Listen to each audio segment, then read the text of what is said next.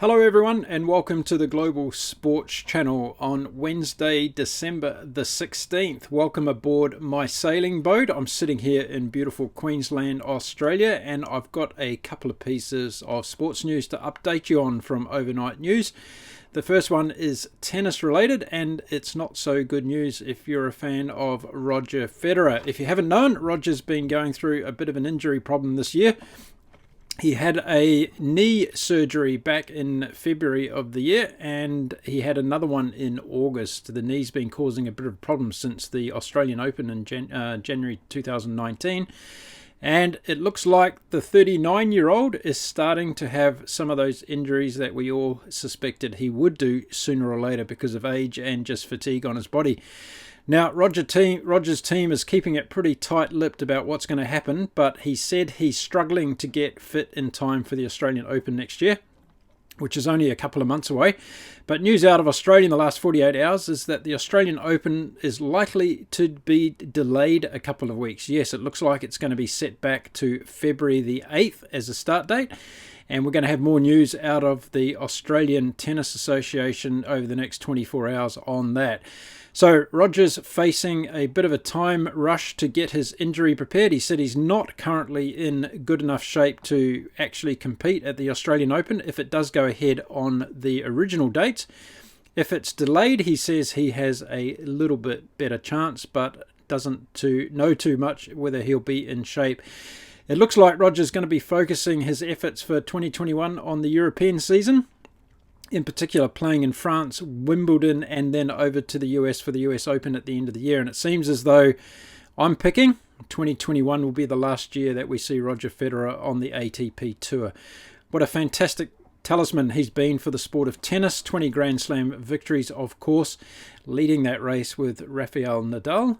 So let's hope that Roger can overcome this knee injury, because he's even stated overnight that this could be a career-ending injury. Let's hope that's not the case for all the millions of Roger Federer fans around the world today.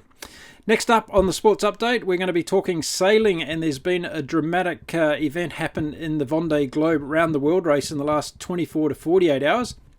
And that is the leader, Dalin, on board Apivia, has run into some problems. Now, his team is keeping it pretty tight-lipped about what's going on with the boat, and I suspect that's all in aid of the competition that they have and not trying to let their competitors know too much about the damage to Dalin's boat. But it looks like Charlie's either hit something in the water or he's had a failure on one of his foils on the side of the boat. Now, these foils are instrumental in making the boats go at a certain speed, and without that, we will see Charlie being hampered quite a bit. Now, there has been no talk from his team at this stage about any water ingress into the boat, but Charlie had slowed down significantly over the last 24 hours while they assessed the damage to his boat Apivia, and now they're deciding what the repairs are going to be and how Charlie's going to go on. I just checked the Vendee Globe tracker a few minutes ago before jumping on here, and it seems as though Charlie's back up to race speed again. So whatever they've done, whether it be a short-term fix,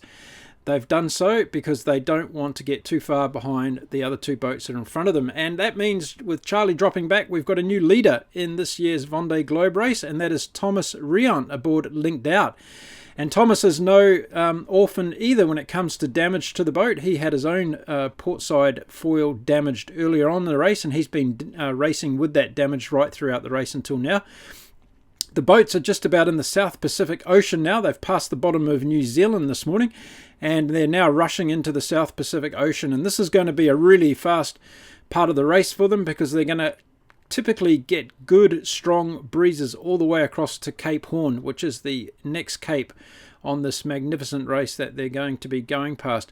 So at the moment we have Thomas Riant in first place, and he's around about 45 nautical miles ahead of Yannick Besthaven on board Matricock, who's doing an outstanding job. Yannick had some damage to one of his main sails that he hasn't been able to use for a couple of weeks now, and he just let everybody know in the last 24 hours that he's been spending a few days trying to repair that sail. He now has it back into A1 working condition, and he's going to be now screaming along trying to catch Thomas Rion in the lead. So it's turning out to be a magnificent race, this Vendee Globe, and if you haven't been watching it, I suggest that you get onto the Vendee Globe YouTube channel or head out to their website at vendeeglobe.org, where you can find and also follow the race with their amazing tracker system that they have there on all of the boats. So we have Maitre Cot with Yannick Besthaven on board in second place, and Charlie Dalin on a PVA is back in third place. Charlie's currently 135 nautical miles behind the two leaders, so he's got a little bit of catching up to do. There's no doubt that Charlie's got one of the fastest boats in the fleet this year, and it's all going to depend on whether or not that damage that he has sustained in the last 24 to 48 hours is going to actually slow him down longer term. But we'll be keeping an eye on that over the next few days as far as the updates go. Now, these three have started to gap the following boats, and as I mentioned the other day on one of my shows, that the top 10 or 11 boats were within 400 or 500 nautical miles of each other. That gap is starting to increase now, and the top three boats are starting to get away.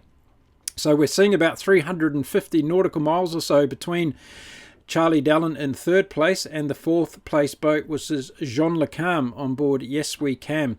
And as I said, there's about 6 boats that are in a bit of a regatta, which is an extraordinary thing in this type of race where you don't usually see boats for weeks or months on end. But there's about 6 boats that are actually travelling within about 50 nautical miles of each other. Most of the fleet is now starting to get into some light air. There's a high system over the South Pacific Ocean that's starting to spread across the fleet and slow everybody down. This is very unusual weather systems for this part of the world. Normally it's howling along here, but at the moment they've got nice 12 to 15 knots breeze. The leaders are starting to get into a new weather system, which is going to allow them to speed up even more. And I would suspect in the next 24 to 48 hours that Thomas Rion, Yannick Besthaven and Charlie Dalin aboard their respective boats are going to be able to increase their lead from the following boats. So there we go, some updated news today from Wednesday, December the 16th on Roger Federer in tennis and from the Vendee Globe Racing. I wish you all a fantastic day. Don't forget to check out our website at globalsportschannel.com and connect with us on social media, Facebook, Twitter and Instagram. Let us know what you think of our content. Tell us what sports you'd like us to cover, and we'll be there for you. Have a wonderful day, everybody, and I'll be back again soon with another video. Until then, stay well, stay safe, and stay happy.